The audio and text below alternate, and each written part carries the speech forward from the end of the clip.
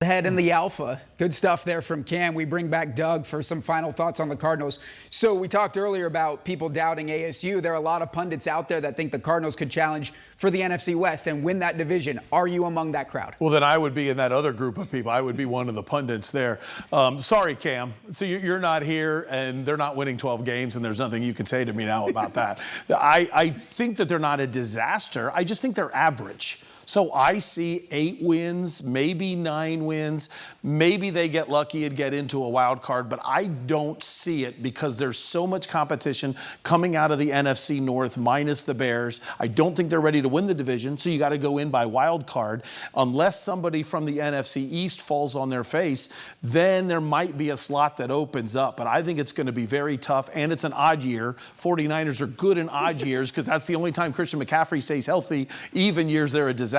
So I think it's going to be a hard play to put the Cardinals in the playoffs. Of course, that all starts with Kyler Murray, the head of the snake. He has all the offense around him, right? The offensive stars, Trey McBride, James Conner, Marvin Harrison Jr. But is there enough depth at receiver behind MHJ? You have Michael Wilson. You have some of these guys that have popped up. Xavier Weaver, one of them who had a great play in the preseason. But is that going to be a position group that has a cause of concern if MHJ goes down for whatever reason? My number one position of concern would actually be the quarterback. But yes, wide receiver is an issue. You've got a legitimate number 1, and then you've got Michael Wilson, who's a legitimate number 3.